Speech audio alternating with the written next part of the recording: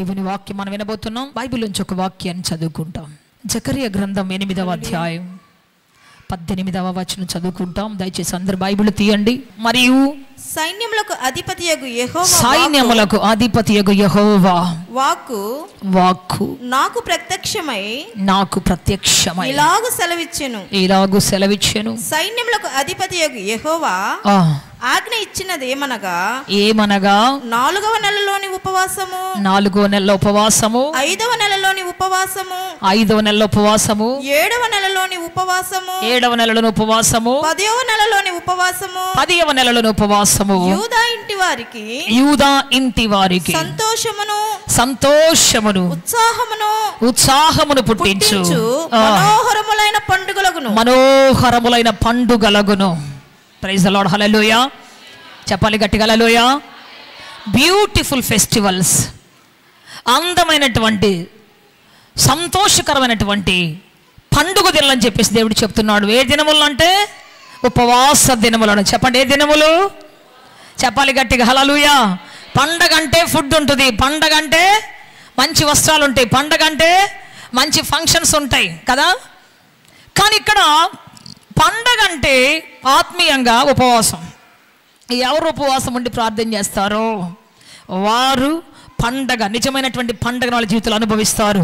చెప్పలు కూడా బిగ్గరగా దేని మాయంపరుస్తాం. హల్లెలూయా. ఈ రోజు మీకు ఒక ఉపవాసం చేసిన ఒక వీరుని గురించి చెప్పాలని ఆశపడుతూ ఉన్నాను. ఇప్పటివరకు మనం ఒక్కొక్కరి గురించి వింటున్నాం. ఈరోజు మరొక వీరుని గురించి మనం వినబోతున్నాం. ఈరోజు మనము ఉపవాస వీరుడైనటువంటి నెహెమ్యా గురించి వినబోతూ ఉన్నాం. చెప్పాలి గట్టిగా హల్లెలూయా. నెహెమ్యా గురించి వినబోతూ ఉన్నాం. నెహెమ్యా ఒక రోజున ఉపవాసం ఉండి ప్రార్థన చేస్తున్నాడు. నెహెమ్యా ఎవరో మనకు బాగా తెలుసు. ఎవరు ఈ నెహెమ్యా? యూదా వంశస్థుడు. అతడు గేట్ కీపర్గా ఉన్నాడు. షూషను కోటలో ఎస్తేరు రాణిగా ఉన్నటువంటి ఆ కోటలో అతడు ఒక గేట్ కీపర్గా ఉన్నాడు. ఎస్తేరు అతని పెంపుడు కుమార్తె.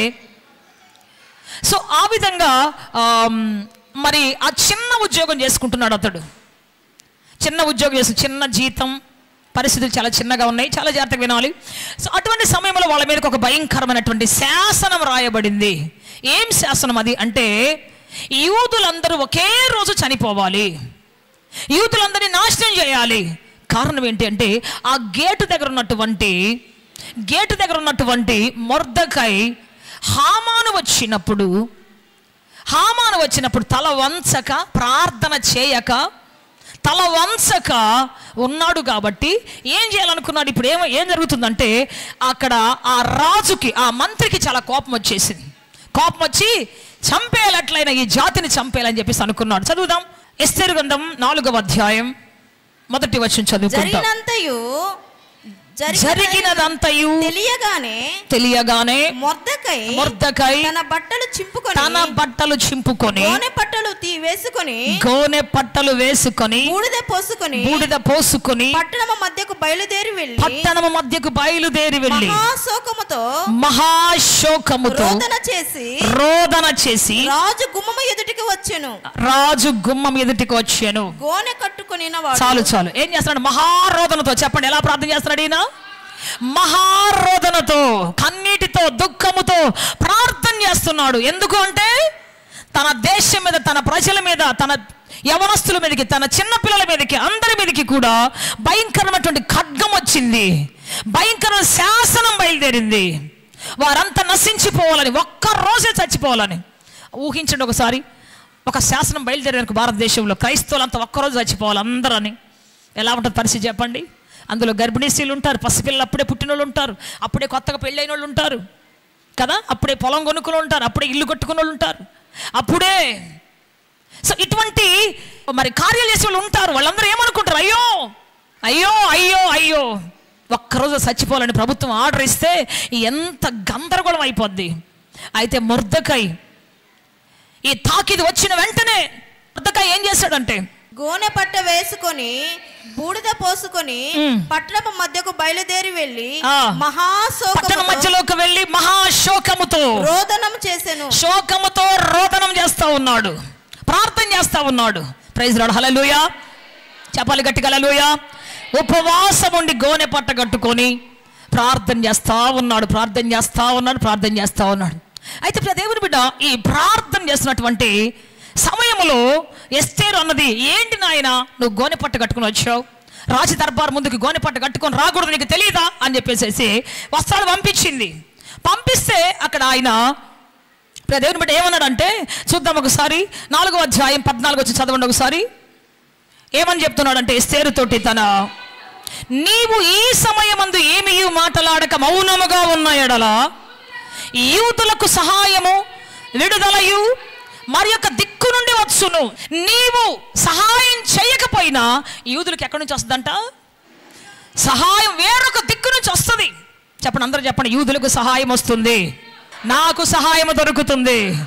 ఏ దిక్కు నుంచి అయినా, అన్ని దిక్కులు మోయబడినా, ఏ దిక్కు నుంచి అయినా నా దేవుడు తలుపులు తెరచి నాకు సహాయములు పంపుతాడు. ఆమేన్, ఆమేన్. నమ్ముతున్నారు ఈ మాట? మీకు సహాయం కలుగుతున్నమాట నమ్ముతున్నారా? అయితే మరి సహాయం దేవుడు పంపిస్తారు, ఇంకా మనకేం పని ఉంది? చాలామంది ఇదే అనుకుంటున్నారు, నా బాధ దేవుడు తెలుసు, నా కష్టం దేవుడు తెలుసు, ఎందుకు నేను ఇంకా ప్రార్థన చేయాలి, ఎందుకు నేను ఇంకా మందిరానికి వెళ్ళాలి, ఎందుకు నేను ఇంకా చేయాలి? చాలామంది పొరపాటు పడుతున్నారు. దేవుని బిడ్డ, దేవుడు పంపిస్తాడు తన బిడ్డలకు సహాయం, ఏ విధంగానే పంపిస్తాడు. కానీ ఆయన పంపించే టైంలో మనం ఏం చేయాలో అది కూడా చేయాలి. Praise the Lord. ఈయన ఎందుకు ప్రార్థన చేయాలి? దేవుడు మరి నమ్ముతున్నాడు కదా ఏ దిక్కు నుంచి సహాయం వస్తుందని నమ్ముతున్నాడు కదా. మళ్ళా ఎందుకు ప్రార్థన, మళ్ళా ఎందుకు గోనెపట్ట, మళ్ళా ఎందుకు బూడిద పోసుకోవడం? పంపిస్తాడు కదా దేవుడు. విశ్వాసం ఉంది కదా, చాలదా? ఒకటి గుర్తుపెట్టుకోవాలి, విశ్వాసము క్రియలతో కూడింది అయితేనే అది బ్రతికుంటుంది, అది విశ్వాసంగా పిలువబడుతుంది. విశ్వాసము ప్రాణము లేనిదైతే, క్రియలు లేనిదైతే అది మృతమైందిగా కనపడుతుంది. నేనేమి చేయను, దేవుడు నన్ను కాపాడతాడు. నేనేం చేయను, దేవుడు నన్ను హెచ్చిస్తాడు. నేనేం చేయను, దేవుడు నన్ను దీవిస్తాడు. నో, దీన్ని ఏమంటారంటే సోమరితనం అంటారు, దీన్ని ఏమంటారంటే ఇగ్నోరెన్స్ అంటారు, లేజినెస్ అంటారు. ఇది అక్కడ జరిగే పని. కాబట్టి దేవుని బిడ్డ, దేవుడు చేస్తాడు ఆయన చేయాల్సింది. అంతకంటే ముందు ఖచ్చితంగా దేవుడిని నేను చేయమని పంపించాడు, నీకే తలాంత్ ఇచ్చాడు, నువ్వేం చేయగలవో అది ఖచ్చితంగా చేసి తీరాలి. ఇప్పుడు అదే చెప్తున్నాడు ఆయన. ఈ సమయంలో మౌనంగా ఉంటావేమో, నువ్వు మాట్లాడాల్సిన వ్యక్తివి మౌనంగా ఉంటే, కింద మనం చదువుకుంటే నెక్స్ట్ టైం మనం చదువుకుంటే, నీవును నీ తండ్రి ఇంటి వారును నశించెదరు, నీవును నీ తండ్రి ఇంటి వారు నశించుదురు, నీవు ఈ సమయాన్ని బట్టి రాజ్యానికి వచ్చితివేమో ఆలోచించుకోమని చెప్పాడు. నువ్వు నీ ఇంటి వారు నశించిపోతారు. ఎందుకో తెలుసా? నువ్వు చేయాల్సింది చెయ్యనప్పుడు. నీకు ప్రార్థన వచ్చు అనుకో, ఖచ్చితంగా నువ్వు చేసిన ప్రార్థన చేయాలి, కంపల్సరీగా శక్తివంచం లేకుండా ప్రార్థన చేయాలి. నువ్వు పరిచయం చేయడం వచ్చు అనుకో, నీకు శక్తివంచం లేకుండా పరిచయం చేయాలి. నీకు ఇవ్వటం వచ్చు అనుకో, దగ్గర డబ్బులు నువ్వేం చేయలేవు, కానీ నువ్వు ఇవ్వటం నేర్చుకోవాలి. నీకు పాడటం వచ్చు అనుకో, ఖచ్చితంగా పాడి ప్రభువును స్తుతించాలి. చెప్పాలి గట్టిగా. నువ్వేం చేయగలవు? యుద్ధానికి వెళ్ళేటప్పుడు కొందరు చేతిలో బోర్లు ఉంటాయి, కొందరు చేతిలో ఖడ్గాలు ఉంటాయి, కొందరు చేతుల్లో జెండాలు ఉంటాయి, రథాలు ఉండాలి, గుర్రాలు ఉండాలి. రథాలు చేసే పని రథాలు చేయాలి, గుర్రాలు చేసే పని గుర్రాలు చేయాలి, బోర్రలు చేసే పని బోర్రలు చేయాలి. ఎవరి పని వాళ్ళు చేస్తేనే. ఒకవేళ బోర ఊదకపోతే, శబ్దం వినబడకపోతే సైన్యం కదలదా ముందుకి. నేనేముందలే, ఏ పాటిదానిలే, బోరెందుకు నేను ఊదాలి, మౌనంగా ఉంటే సరిపోదు, వాళ్ళే చేసుకుంటారులే, కత్తులు ఉన్నాయి, కటార్లు ఉన్నాయి, గుర్రాలు రథాలు ఉన్నాయి, నేను ఎందుకులే అనుకోని ఒకవేళ బోర మౌనంగా ఉంటే, ఇంత పెద్ద సైన్యం కూడా మౌనంగా ఉండిపోదు, అక్కడ వెళ్ళదు, ఎక్కడికి వెళ్ళదు. వాళ్ళందరూ ఎదురు చూస్తుంటారు. ఎంత పెద్ద సైనికుడు అయినా దేనికోసం ఎదురు చూస్తుంటాడంటే ఆ బూరధ్వని కోసం ఎదురు చూస్తూ ఉంటాడు. చెప్పాలి గట్టిగా. హల్లెలూయా, హల్లెలూయా. ఆ బూరధ్వని ఎప్పుడైతే వినపడుతుందో, ఆ బూరధ్వని ఎప్పుడైతే వినపడుతుందో అప్పుడు సైన్యం మహాబలముతో శక్తితో ముందుకు సాగిపోతూ ఉంటుంది. ఆ బూర నువ్వే కావచ్చు. చెప్పాలి గట్టిగా. ఏదో చేయాలి నువ్వు ఖచ్చితంగా దేవుడి కోసం. ఇక్కడ అంటున్నాడు ఆయన, ఒకవేళ నువ్వు మౌనంగా ఉంటే, మాట్లాడగలిగిన నీవు, రాజసముఖానికి వెళ్ళగలిగిన నీవు, ఒకళ్ళు యుద్ధం చేయలేకపోవచ్చు, కత్తి పట్టుకోలేకపోవచ్చు,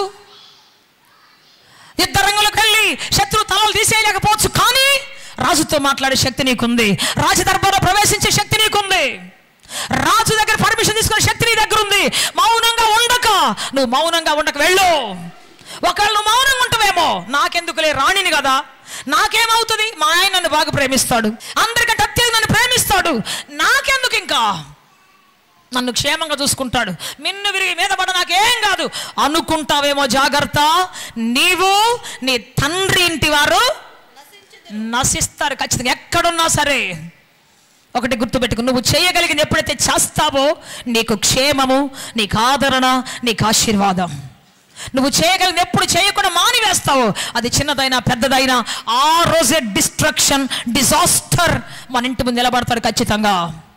ఎందుకని మనం ప్రార్థన చేయాలి, ఎందుకని మనం వెళ్ళాలి అంటే చూద్దాం. ఒక మాట మీకు చూపిస్తాను చూడండి. ఇర్మియా గ్రంథం 51వ అధ్యాయం, ఇర్మియా గ్రంథం 51వ అధ్యాయం 20 వచ్చి చదువుదాం.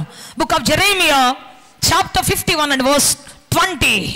నీవు నాకు, ఎవరితో చెప్తున్నాడు ఈ మాట చెప్పండి, ఎవరితో చెప్తున్నాడు దేవుడు ఈ మాట? ఇర్మియాతో చెబుతున్నాడు. చెప్పాలి గట్టిగా, ఎవరితో చెప్తున్నాడు ఈ మాట? అందరు చెప్పాలి, ఎవరితో చెప్తున్నాడు దేవుడు ఈ మాట? నీవు నాకు గండ్రగొడ్డలి వంటి వాడవు. అందరు చెప్పాలి, మనం ఎవరు దేవునికి?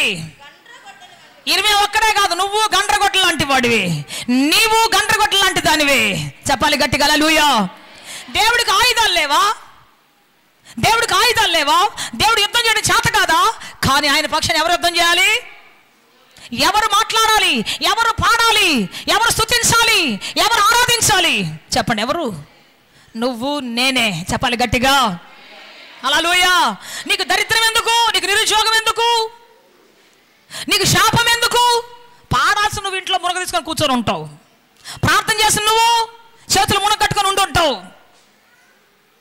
మీరు చూడండి, పౌలు శీలలు కట్టబడి కొట్టబడి జైల్లో వేశారు.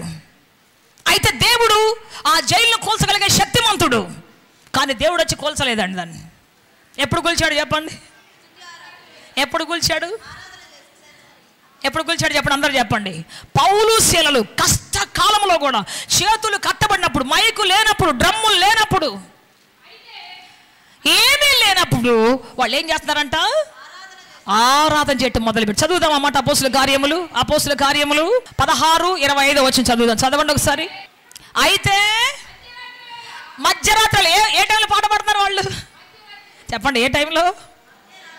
మధ్యరాత్రి వేళ అందరూ నిద్రపోతున్నప్పుడు పాట పాడుతున్నారు. మధ్యరాత్రి వేళ పౌలును శీలయు దేవునికి ప్రార్థన చేస్తూ కీర్తనలు పాడుతున్నారు. చప్పలు కూడా బిగ్గరగా దేని మాయంపరుస్తాం.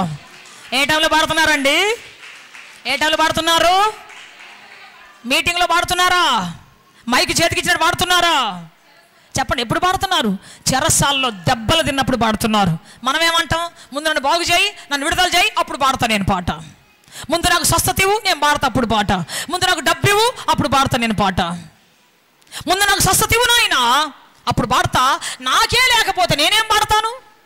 నా బతికే సరి లేకపోతే, నా జీవితంలోనే సరిగా ఆశీర్వాదం లేకపోతే ఇంకొకరికి ఏం ఆశీర్వాదం గురించి చెబుతాను? నేను ఏముందని చెబుతాను? చాలామంది అంటారు, నాకు ఇస్తే నేను అప్పుడు చెబుతా, నన్ను దీవిస్తే అప్పుడు చెబుతా నేను. అప్పుడు నో. పౌలు శీల కొట్టబడి రక్తం కారుతుంటే అప్పుడు పాడుతున్నారు పాట.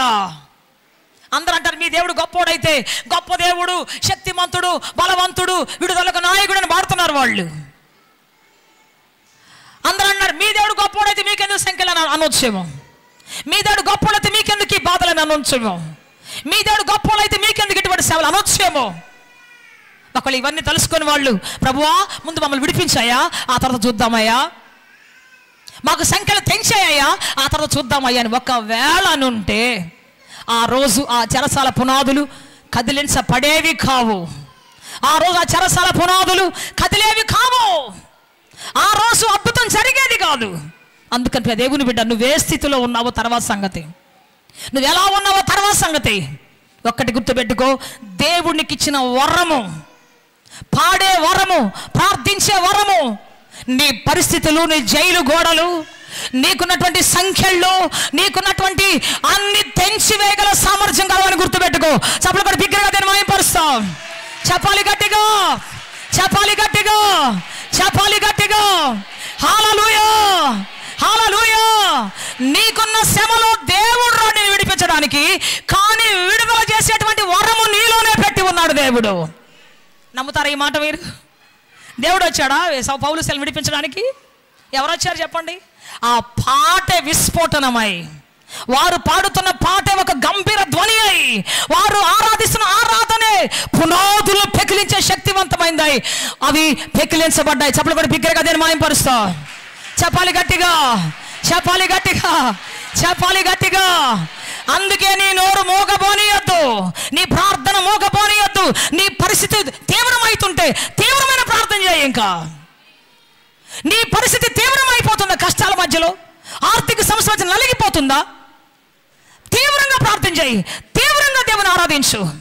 శక్తికి మించి చేయి. నీ శక్తికి మించిన శ్రమలు ఎక్కడ ఓడిపోతున్నాయి తెలుసా? నీలో ఉన్నటువంటి ఆత్మీయ వరాన్ని బట్టి ఓడిపోబోతున్నాయి. చప్పలు కొడదాం గట్టిగా బిగ్గరగా దేవునికి. హల్లెలూయా. నీలో ఒక విస్ఫోటనం దేవుడు పెట్టాడు. చాలా మంది అంటారు, నాకు కష్టాలు వచ్చిన సిస్టర్, ఒకప్పుడు గొప్ప సింగర్ని, కానీ నాకు కష్టాలు బాధలు శ్రమలు వచ్చిన తర్వాత పాడటం మానేశాను సిస్టర్ అని చెప్తుంటారు చాలామంది. నో, అక్కడే మనం పొరపాటు చేస్తున్నాం. అక్కడే మన జీవితంలో మన శక్తిని కోల్పోతున్నాం. అక్కడే మన జీవితంలో భయంకర పరిస్థితులు వస్తున్నాయి మన జీవితంలో. నీలో టాలెంట్ మూలబడిందంటే, నీలో ఉన్న ప్రార్థన మూలబడిందంటే, వినాలి జాగ్రత్తగా, నీలో ప్రార్థన మూలబడిందంటే, నీకు దేవుడిచ్చిన వెపన్ పరిచర్య చేసి ఆ పరిచర్య ధర్మం మూలబడిందంటే ఖచ్చితంగా చీకట్లు అలుముకుంటున్నాయి. సమస్య మీద సమస్య రాబోతుంది, కష్టమే కష్టం రాబోతుంది, మునిగిపోబోతున్నావు. దేవుడు రా అన్నావు అంటాడు, నువ్వు అంటావు నాయనా నన్ను విడిపించాయి అంటావు. ఆయన అంటాడు, విడిపించే శక్తి నీకే ఇచ్చాను రా, పాడు, నువ్వు స్తుతించు, ఆరాధించు, పని చేయి, ముందుకెళ్ళు, సువార్త ప్రకటించు, అవే తొలగిపోతాయి. చెప్పాలి గట్టిగా హల్లెలూయా. తాళం నీ చేతిలోనే ఉంది. నువ్వు తాళాన్ని వాడుకోకుండా ప్రభువా విడిపించాయా, ప్రభువా విడిపించాయా అంటే అరుస్తావెందుకు? తాళం నీ దగ్గరే ఉంది. ఒకవేళ పౌలు శీలలు దేవుడా మమ్మల్ని విడిపించాయా, బంధకాలు తెంచాయా, బంధకాలు తెంచాయా అన్నారు అనుకో, ఒకవేళ దేవుడు అని అంటాడు, రే బంధకాలు తెంచేట స్వరం మీలో పెట్టున్నాను, కానిండ్రా మీరు పాట పాడండి రాను. హల్లెలూయా. మీ స్వరం బయటకు వచ్చిందంటే చాలురా, మీ చుట్టూ ఉన్నటువంటి ఈ యొక్క చెరసాల పునాదులు పట్ట పట్ట పట్ట పట్ట కూలిపోతాయి రా అంటాడు. Praise the Lord. కష్టం వచ్చిన మూలన కూర్చుంటున్నావేమో, నీ వెపన్ని పక్కన పెట్టావేమో, నీ ఆయుధాన్ని పక్కన పెట్టావేమో. పిల్లల మాట వింటలేదండి, విసుగు వచ్చేసిందండి, ఆగిపోయానండి, ఎంత వ్యాపారం చేసినా కలిసి రావట్లేదండి, అందుకే పక్కన పెట్టేశానండి. సంవత్సరాల తరబడి నీ ఆయుధాన్ని మూలబెట్టావు, సంవత్సరాల తరబడి నీ ఆరాధన మూలబెట్టావు, సంవత్సరాల తరబడి ఎవరి కోసం ఆలోచిస్తూ, ఏ మనిషి కోసం ఆలోచిస్తూ, మా ఆయన మాట్లాడలేదు, మా పిల్లలు సరిలేరు, మా కుటుంబం సరిలేదు, ఇవన్నీ సరి చేసుకోవాల్సింది ఎవరంటే నీలో ఉన్న వెపనకే సాధ్యం తప్ప ఇంకెవరు నేను బాగు చేయలేరు. చెప్పాలి గట్టిగా హల్లెలూయా, చెప్పాలి గట్టిగా హల్లెలూయా, చెప్పాలి గట్టిగా హల్లెలూయా. ఎక్కడి నుంచి నీకు సహాయం రాదు, ఎక్కడి నుంచి నీకు సహాయం రాదు. ఎందుకో తెలుసా? ఆ సొల్యూషన్ నీ దగ్గరే ఉంది. నువ్వు మాత్రమే చేయగలిగినటువంటి సొల్యూషన్ అది. చెప్పాలి గట్టిగా హల్లెలూయా, చెప్పాలి గట్టిగా హల్లెలూయా. ఆ సొల్యూషన్ నీ దగ్గరే ఉంది. నువ్వు ఎప్పుడైతే లేస్తావో, తండ్రి అని లేస్తావో, తండ్రి అని లేస్తావో, నీకు తెలియాలి నీ శక్తి ఏంటో. నీకు దెయ్యం శక్తి తెలుసు, మంత్రగాడి శక్తి తెలుసు. ఎప్పుడు అంటావు నాకు మంత్రాలు మంత్రాలు మంత్రాలు, నాకు మంత్రాలు చేశారు మంత్రాలు చేశారు మంత్రాలు. నీలో నేను చెబుతున్నాను, మంత్రము కంటే నీలో ఉన్నవాడు గొప్ప దేవుడు. చెప్పాలి గట్టిగా. శకునము కంటే నీలో ఉన్నవాడు గొప్ప దేవుడు. చెప్పాలి గట్టిగా హల్లెలూయా. మంత్రము కంటే శక్తివంతుడు నీలో ఉన్నాడు, దురాత్మ శక్తుల కంటే శక్తివంతుడు నీలో ఉన్నాడు. చెప్పాలి గట్టిగా, చెప్పాలి గట్టిగా. నీ ఆయుధాన్ని వాడితే, నీకు ఇచ్చినటువంటి ఆయుధాన్ని వాడితే ప్రపంచంలో ఎవరు నీ ముందు నిలవలేరు. చెప్పు గట్టిగా, చెప్పు గట్టిగా. నీకున్న కృపా వరాన్ని వాడితే ఏ సమస్య నీ ముందు నిలబడలేదు, ఏ సంఖ్యలు నీ ముందు నిలబడలేవు, ఏ రుగ్మత నిలబడలేదు నీ ముందు, ఏ వ్యాధి నిలబడలేదు నీ ముందు. చెప్పాలి గట్టిగా, నేను శక్తిమంతురాల్ని, నా దేవుడు నన్ను శక్తిమంతులుగా చేశాడు, నా దేవుడు నన్ను బలవంతురాలుగా చేశాడు, నా దేవుడు బలవంతులుగా చేశాడు నన్ను. చెప్పు గట్టిగా, చెప్పు గట్టిగా, చెప్పు గట్టిగా. ఎప్పుడు దరిద్రపు కేకలేస్తుంటాం మనం, కానీ ఈరోజు అంటున్నాడు, మొర్దెకై అంటున్నాడు, నువ్వు మౌనంగా ఉంటావేమో. ఎప్పుడు మన దరిద్రం తెలుసా? మాట్లాడే సమయంలో మౌనంగా ఉంటే. కొంతమంది పాట పాడేటప్పుడు బైబిల్ చదువుతుంటారు, ఓవర్ యాక్షన్లు ఇవన్నీ. అందరూ పాట పాడుతుంటే వీళ్ళు బైబిల్ చదువుతుంటారు, అందరూ బైబిల్ చదువుతూ ఉంటే వీళ్ళు ఏదో ధ్యానించుకుంటూ పాట పాడుకుంటూ ఉంటారు. మనిషిలో ఏక మనసు ఉండాలి. వాళ్ళు పాడుతుంటే మనం కూడా ఏం చేయాలి చెప్పండి? నువ్వు ఒక దారి, వాళ్ళు ఒక దారి, వీళ్ళు ఒక దారి. యుద్ధాన్ని ఒకసారి ఆ యొక్క ఆర్మీ కమాండర్ మూవ్ అన్నాడు అనుకోండి, ఏం చేయాలి? ఒకళ్ళు కూర్చొని బైబిల్ చదువుకుంటా, ఒకళ్ళు కత్తి నూరుకుంటా, చెప్పండి, ఒకడు జేబులో టిఫిన్ తినుకుంటున్నారు అనుకోండి, పరిస్థితి ఎట్లా ఉంటుంది? మూవ్ అంటే ఏమనాలి? అందరూ ఒకే స్టెప్ వేయాలి. పాట అంటే అందరూ ఒకే స్టెప్ వేసి పాడాలి. పాట పాడుతుంటే కొందరు ఏం ఆలోచిస్తుంటారు, కొంతమంది నిద్రపోతారు, కొంతమంది తూక్కుంటూ ఉంటారు. దరిద్రం. దేవుడు ఏమన్నా శిష్యులు చూసి ఏమన్నా తెలుసా? కొంచెం సేపు నా కోసం మేలుకొని ప్రార్థించలేరా? మీరు శోధనలో ప్రవేశింపకుండునట్లు మెలకువగా ఉండి ప్రార్థన చేయండి. ఏమన్నాడు?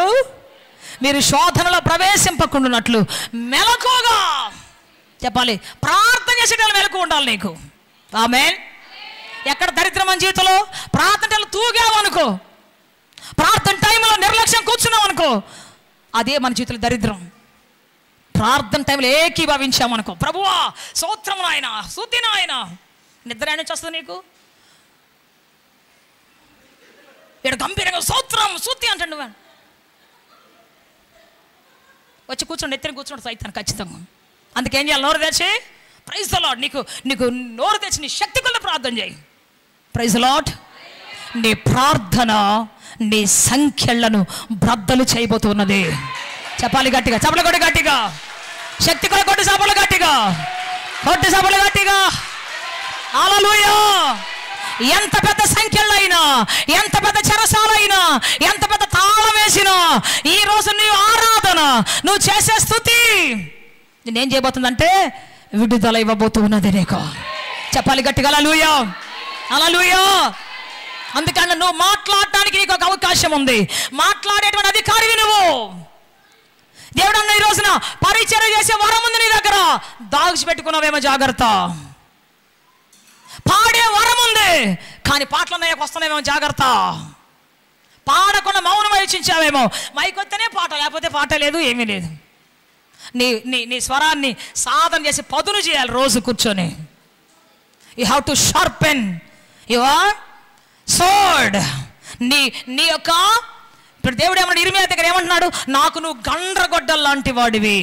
కింద మీరు చదవండి, ఇంకా కావాలంటే చదవండి. మీరు చాలా అద్భుతంగా ఉంటుంది ఆ మాట, నాకు చాలా సంతోషంగా అనిపించింది. చదవండి ఆ మాట. నీ వలన జనములను విర్రగొట్టుచున్నాను, నీ వలన రాజ్యములను విర్రగొడతాను, నీ వలన గుర్రములను రౌతులను విర్రగొడతాను, నీ వలన రథములను వాటిని ఎక్కిన వారిని. ఆమేన్, ఆమేన్. హల్లెలూయా. చప్పట్లు కొట్టడం గట్టిగా హల్లెలూయా. ఎంతమంది వల్ల విరగొడతాడంట దేవుడు? రాజ్యాలను, వినాలి, రాజ్యాలను, రథములను, రౌతులను, గుర్రములను. ఎంతమంది విరగొడతాడు ఆయన? ఎంతో మందిని. ఎవరి వల్ల? నీ అంటే ఎంతమంది ఉన్నారు అక్కడ? ఒక్కరు. ఆ ఒక్కరు ఎవరో కాదు, నీవే. చెప్పాలి గట్టిగా హల్లెలూయా, హల్లెలూయా. రాజ్యాలు ఎరగొట్టే వాళ్ళు ఎవరంటే నువ్వే. పర్వతాలు పెకిలించే వాళ్ళు ఎవరంటే నువ్వే. ప్రాకారాలు కూల్చే వాళ్ళు ఎవరంటే నీ ద్వారానే. రాజ్యాలు ఎరగొడతాను అంటున్నాడు.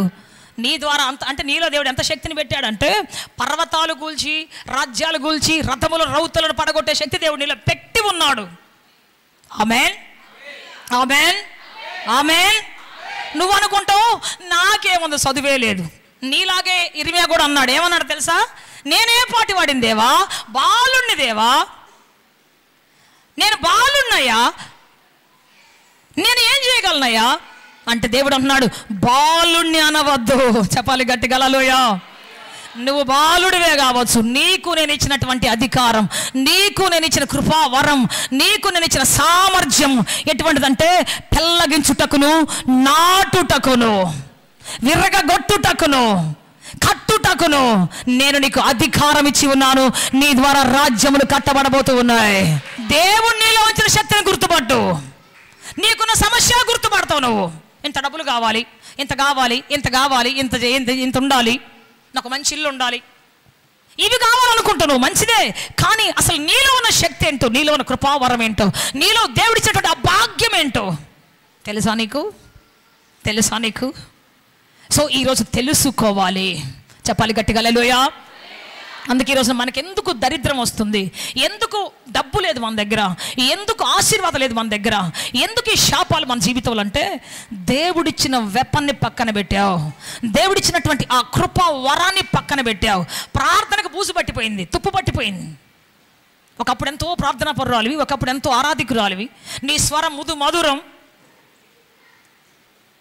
నయోమి రాగానే యూదా బెత్లెహేం ప్రజలు ఏమంటారంటే, నయోమి కదా, ఇవి మాధుర్యం కదా, ఇవి మధురమైనటువంటి బిడ్డ కదా అని చెప్పేసి అందరు ఆశ్చర్యపోతున్నారు. ఎందుకో తెలుసా? ఒకప్పుడు ఆమె మాట మాధుర్యం, ఆమె చూపు మాధుర్యం, ఆమె ముఖం మాధుర్యం, ఆమె స్వరం మాధుర్యం. కానీ ఇప్పుడు వెళ్ళిపోయి ఎక్కడికి వెళ్ళింది అంటే, చెప్పండి ఎక్కడికి వెళ్ళింది? మోయాబు దేశానికి వెళ్ళి పాట మర్చిపోయింది, దేవుని వాక్యం మర్చిపోయింది, దేవుని సముఖం మర్చిపోయింది, అన్నీ మర్చిపోయింది. ఇప్పుడు ఏమైపోయింది? మారా అయిపోయింది, చేదైపోయింది. ఎవరు కారణం దానికి అంటే, ఎవరు కారణం కాదు, మనమే కారణం. ఈ రోజున మనం ఎలా ఉంటానికి కారణం వాళ్ళు వీళ్ళు కాదు, నువ్వే కారణం. చెప్పండి, నేనే కారణం, అంతే. నా అవమానానికి కారణం నేనే. ఒకవేళ కావాలని నీ మీద ఎవరైనా వేశారా, నిందకు ప్రతిగా రెట్టింపు ఘనత ప్రభు నీకు ఇవ్వబోతూ ఉన్నాడు. చెప్పాలి గట్టిగా హల్లెలూయా. నువ్వు చేయకుండా నీ మీద ఎవరు నేరం వేశారా, నీ మీద అబద్ధ సాక్ష్యం చెప్పారా, ఎక్కడ నిందించబడ్డావో, ఎక్కడ అవమానపరచబడ్డావో, ఎక్కడ రోధించబడ్డావో అక్కడే నీ తలను పైకెత్తి రెట్టింపు ఆశీర్వాదం ఇచ్చి నడిపించబోతున్నాడు దేవుడు. చప్పలు కూడా బిగ్గరగా దేని మాయంపరుస్తా. హల్లెలూయా. చెప్పాలి గట్టిగా హల్లెలూయా. చెప్పాలి గట్టిగా హల్లెలూయా. హల్లెలూయా.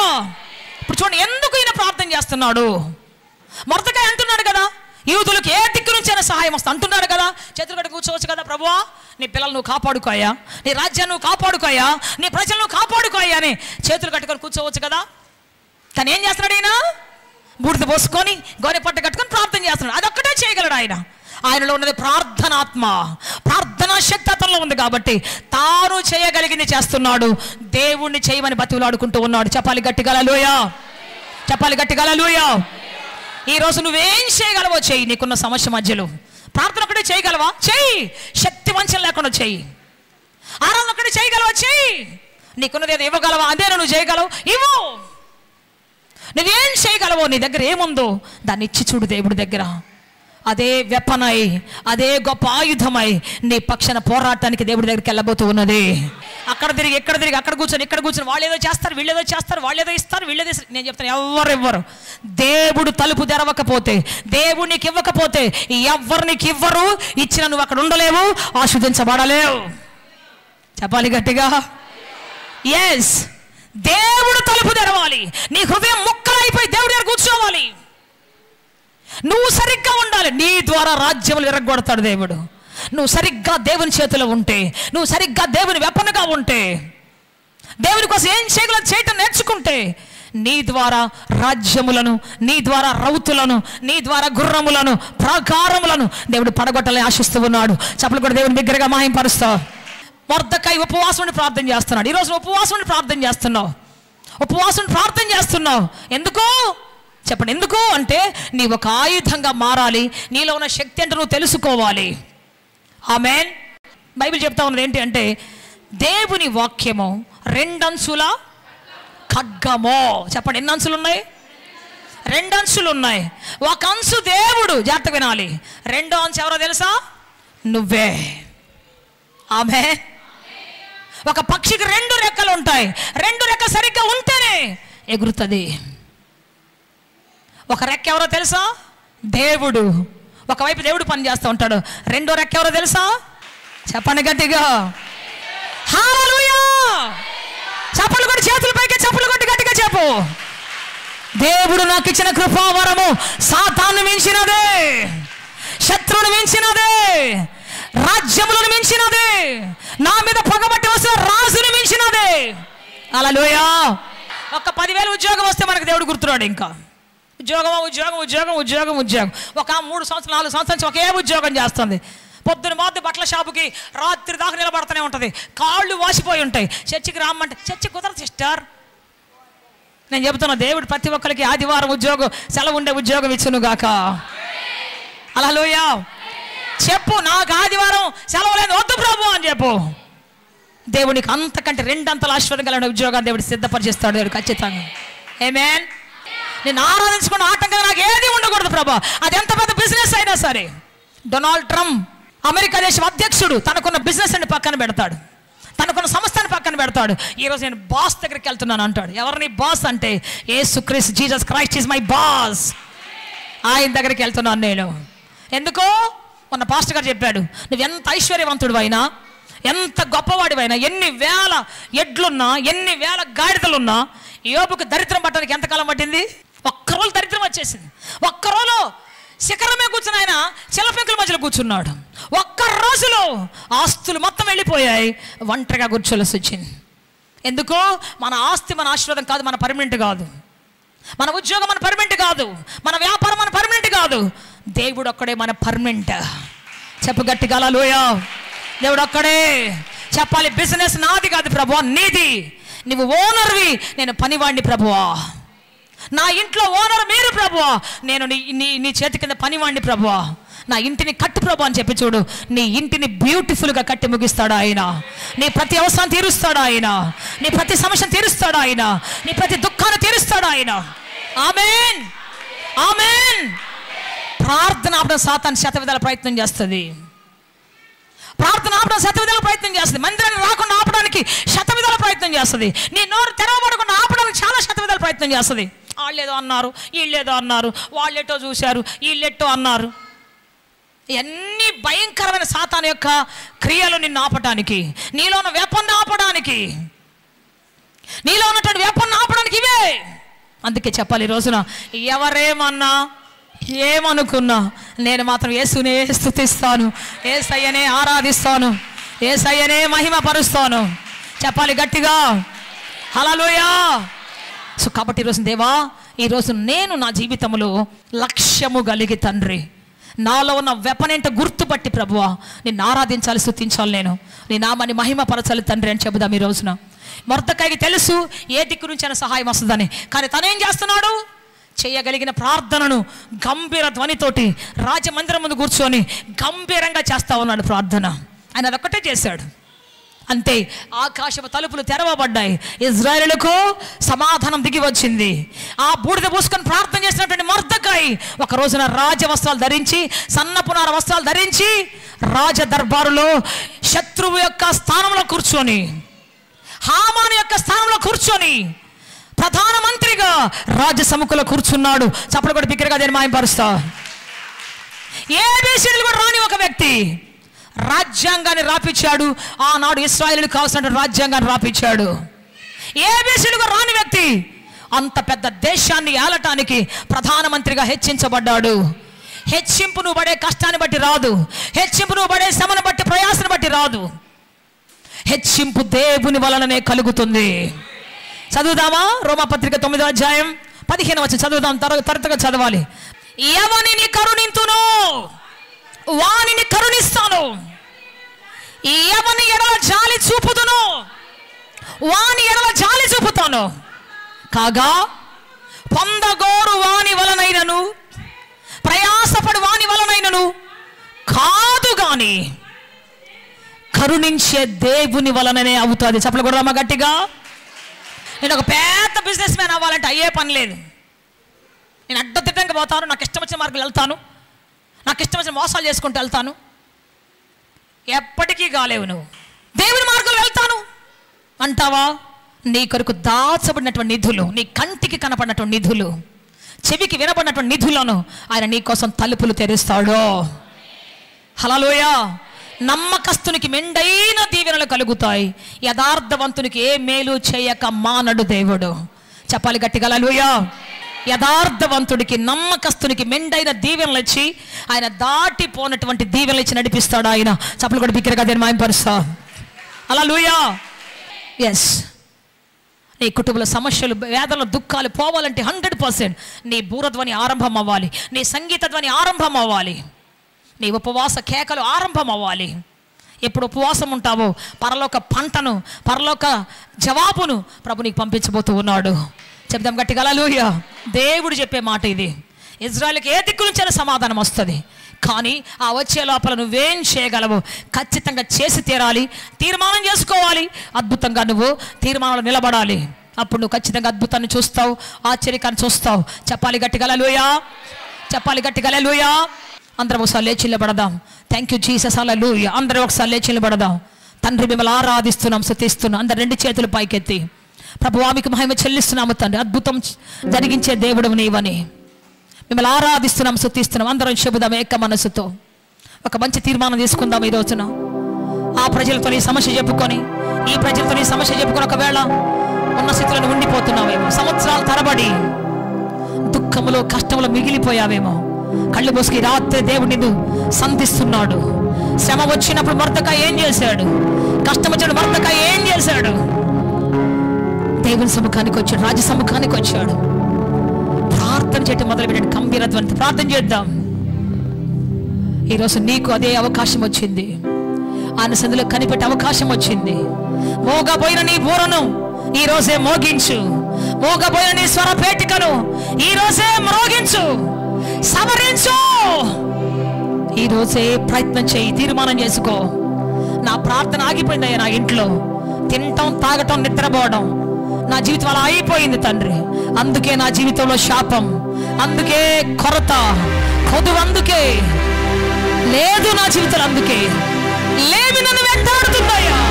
నువ్వెవరో తెలుసు, ఎంత శక్తివంతుడో తెలుసు, ఎన్ని గొప్ప కార్యాలు చేశావో తెలుసు. అయినా నేను నా మట్టుకు చేయవలసిన చేయలేక, నీ కోసం చేయాల్సిన కార్యం చేయలేక నేను అలాగే చేతులు కట్టుకొని మిగిలిపోయానయ్యా. నిలకడ లేని జీవితం అయిపోయిందయ్యా, పరుగులు పరుగులు అయిపోయిందయ్యా. ఎవరేం న్యాయం చేస్తారు, ఎవరేం చేస్తారో అని మనసు నిలకడలేక పరుగులు తెస్తున్నానయ్యా. నన్ను క్షమించు తండ్రి, నిలబడే శక్తి నాకు దయచేయి తండ్రి. చెబుదాం ఈ రోజున ప్రభు నీ తీర్మానాన్ని అంగీకరిస్తూ ఉన్నాడు, ప్రభు నీ తీర్మానాన్ని గమనిస్తూ ఉన్నాడు. నీ సమయాన్ని దొంగిలిస్తున్నానయ్యా, అనవసర పరుగులయ్యా. ఆ అధికారి ఏదో చేస్తాడు, ఈ అధికారి ఏదో చేస్తాడు. దేవుని సదులు మౌనం అయిపోయి, దేవుని సదులు ఆబ్సెంట్ అయిపోయి, దేవుని కోసం చేయాల్సిన పనిని చేయకుండా పక్కన పడేసి దేనికోసం పరిగెత్తుతున్నావు, ఏదో సంపాదించాలని, దేనికోసం పరిగెత్తుతున్నావు, ఏదో సాధించాలని. నీ పరుగు వల్ల ఏమీ రాదు, నీ ప్రయాసం వల్ల ఏమీ రాదు, నువ్వు పొందగోరటం వల్ల ఏమీ రాదు. కరుణించే దేవుని వల్ల నువ్వు పొందుకోబోతూ ఉన్నావు. అద్భుతం జరగబోతున్నది. మొర్దెకై ప్రార్థన రాజ్యాన్ని కదిలించింది, మొర్దెకై ప్రార్థన రాజును కదిలించింది, మొర్దెకై ప్రార్థన దేశాన్ని ఉక్కిరి బిక్కిరి చేసింది, మొర్దెకై ప్రార్థన శత్రు సమూహాన్ని లయపరిచింది, మొర్దెకై ప్రార్థన ఉన్నత శిఖరానికి ఎక్కించింది, మొర్దెకై ప్రార్థన మరణమును తప్పించింది, మొర్దెకై ప్రార్థన శత్రువు ఖడ్గాన్ని వెనకకు తిప్పింది, మొర్దెకై ప్రార్థన యేసు నామములో ప్రార్థన ఆగిపోయిన వారి ప్రార్థన ఇప్పుడే నోరు తెరవబడును గాక, ఇప్పుడే ప్రార్థన దొచ్చును గాక, ప్రార్థన ఆయుధము ఇప్పుడే పదును చేయబడును గాక, పదును చేయబడును గాక, పదును చేయబడును గాక. ప్రార్థన ఆయుధము, ఆరాధన ఆయుధము, సంగీత ఆయుధము పదును చేయబడును గాక. ఇప్పుడే పరిచర్య ఆయుధము పదును చేయబడును గాక. అద్భుతం జరుగును గాక, సమాధానంతో నింపబడును గాక, ఆశతో నింపబడును గాక. విదేశాలకు వెళ్ళాలనుకునే వారికి తండ్రి తలుపులు తెరవబడును గాక తండ్రి, తలుపులు తెరవబడును గాక తండ్రి, అద్భుతం జరుగును గాక తండ్రి. యేసయ్యా మీకు స్తోత్రము తండ్రి. ప్రతి కన్ను తెరవబడును గాక, గుడ్డి కన్ను, మసక కన్ను, ప్రతి గ్లూకోమా నీళ్లు గారుతున్న కన్ను స్వస్థపడాలి, ప్రతి పొర మొక్కలైపోవాలి, సరైన విజన్ రావాలి, సరైన కన్ను తెరవబడాలి యేసు నామములో. అద్భుతం జరుగును గాక తండ్రి, ఆశ్చర్యకాలు జరుగును గాక తండ్రి, కృప దిగి వచ్చును గాక తండ్రి, సమాధానం దిగి వచ్చును గాక తండ్రి, సమృద్ధి దిగి వచ్చును గాక తండ్రి, ఆశ దిగి వచ్చును గాక తండ్రి, క్షేమం దిగి వచ్చును గాక తండ్రి. Thank you Jesus, hallelujah. Yesayya.